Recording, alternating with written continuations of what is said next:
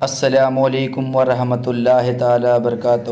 پیارے اسلامی بھائیوں، مجھے امید ہے کہ آپ اچھے ہوں گے۔ ایسی سچی اسلامی کہانی سننے کے لیے چینل کو سبسکرائب کریں۔ بسم اللہ الرحمن الرحیم۔ حضرت امام حسن رضی اللہ تعالی عنہ کی شہادت کا واقعہ۔ پیارے اسلامی بھائیوں، آج کی اس ویڈیو میں ہم آپ کو بتائیں گے کہ حضرت حسن رضی اللہ تعالی عنہ پر ان کی زندگی میں کیسے کیسے جرم ڈھائے گئے۔ جب حضرت حسن رضی اللہ تعالی عنہ کو زہر دیا گیا تو آپ کے کلیجے کے ٹکڑے ٹکڑے ہو گئے۔ جب آپ الٹی کرتے تو ساتھ میں کلیجے باہر نکل آتے تھے، اور آپ پر لوگوں نے کس طرح ظلم کیا، اور پھر ساری زندگی پریشان کرنے کے بعد ظالم یزید نے کس طرح سے آپ کو زہر دیا کہ جس کے اثر سے آپ کی آنتیں کٹ کٹ کر کے گرنے لگیں۔ اللہ اللہ۔ آج کے اس ویڈیو میں ہم آپ کو اسلامی تاریخ کی سب سے دردناک منظر کو بیان کریں گے جو ہر کسی کے دل کو جھکجھوڑ دیتا ہے۔ 50 ہجری 27 صفر کی رات کو حضرت حسن رضی اللہ تعالی عنہ سو رہے تھے۔ اچانک سے آپ کو پیاس لگی تو آپ نے اپنی بہن زینب کو پکار کر بلایا۔ حضرت زینب عبادت میں مصروف تھیں۔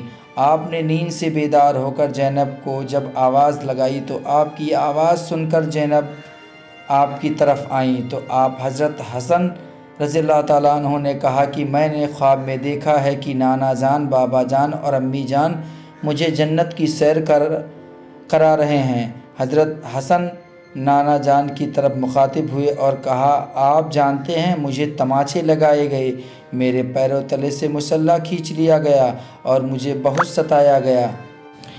میرے سامنے اس وقت میرے ماں باپ کو مدینے میں گالیاں دی جاتی ہیں۔ یا رسول اللہ صلی اللہ تعالیٰ علیہ وسلم، میں اس دور سے گزر رہا ہوں۔ آپ صلی اللہ تعالیٰ علیہ وسلم نے ارشاد فرمایا کہ حسن صبر کرو، تم بہت جلدی ہم سے آ کر ملنے والے ہو۔ تو حضرت حسن رضی اللہ تعالیٰ عنہ نے کہا کہ بہن، میں نے خواب دیکھا۔ تو حضرت زینب نے کہا کہ یہ کیسا خواب ہے؟ آپ حضرت حسن رضی اللہ تعالیٰ عنہ کو پیاس لگی تھی۔ آپ نے حضرت زینب سے کہا کہ مسکیجہ لے آؤ۔ حضرت زینب نے اس مسکیجے سے پانی نکالا اور آپ کو دیا، لیکن پہلے سے ہی اس مسکیجے میں ہیرے کو پیس کر اس پانی میں ملا دیا گیا تھا، اور جب آپ حسن رضی اللہ تعالیٰ عنہ نے اس پانی کو پیا، جس نے پہلے سے ہی پیس کر ہیرا ڈالا گیا تھا تو آپ کے پیٹ میں چلا گیا۔ شیشے کے ٹکڑے کی وجہ سے آپ کے کلیجے کے 72 یا 80 یا کچھ میں تو روایت ہے کہ 100 سے زیادہ ٹکڑے ہوئے ہیں۔ جب آپ الٹی کرتے تو آپ کے کلیجے کے ٹکڑے باہر گرتے، آپ کی آنتیں بھی کٹ کر گرنے لگیں۔ اس پر سب کا اتفاق ہے کہ سازش یزید کی تھی، لیکن زہر کس نے دیا، اس پر تاریخ خاموش ہے۔ مورخین اس میں اتنے الجھے ہوئے ہیں کہ کوئی وجہ پیش نہیں کیا۔ جب آپ کے کلیجے کے ٹکڑے ہو کر گر رہے تھے تو آپ نے حضرت حسین رضی اللہ تعالیٰ عنہ کو بلایا تاکہ ان کو کچھ نصیحت کر دیں۔ حضرت حسین رضی اللہ تعالیٰ عنہ آئے اور آپ کی حالت کو دیکھ کر گلے لگا کر خوب روئے اور کہا، بھائی بتائیے یہ کیسے ہوا؟ آپ کا یہ حال کس نے کیا؟ حضرت حسن رضی اللہ تعالیٰ عنہ نے کہا کہ بھائی، مجھے جس پر شک ہے اگر وہی ہے تو اللہ بہترین فیصلہ کرنے والا ہے، اور شک کی بنیاد پر کسی کو قتل نہیں کیا جا سکتا، کیونکہ میں جانتا ہوں نام لوں گا اور تم اس کا قتل کر دو گے، اس لیے رہنے دو، اللہ بہترین انتقام لینے والا ہے۔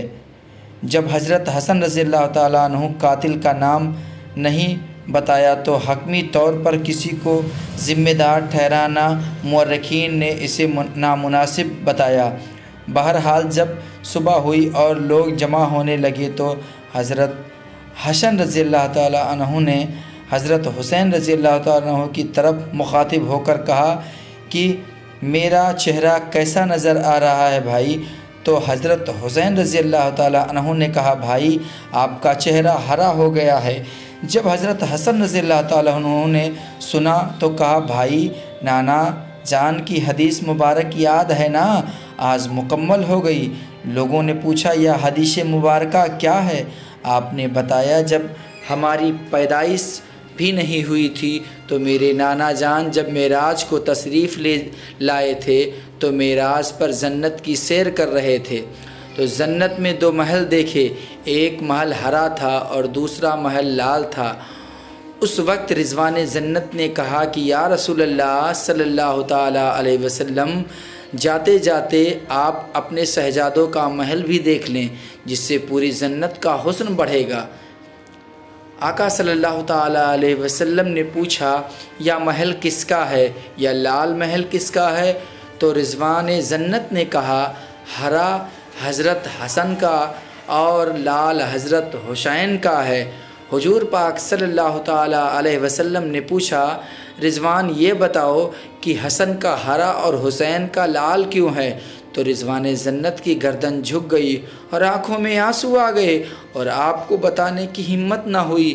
تو حضرت جبرائیل علیہ السلام نے فرمایا یا رسول اللہ، یہ ہرا اس لیے ہے کہ حضرت حسن رضی اللہ تعالیٰ عنہ کو زہر دیا جائے گا اور ان کا جسم اور چہرہ ہرا ہو جائے گا، اور یہ لال اس لیے ہے کہ وہ حضرت حسین رضی اللہ تعالیٰ عنہ کو کربلا کے میدان میں شہید کیا جائے گا، تو شہادت کی وجہ سے حضرت حسین کا جسم خون سے لال ہو جائے گا، اس لیے حسن کا ہرا اور حسین کا لال ہے۔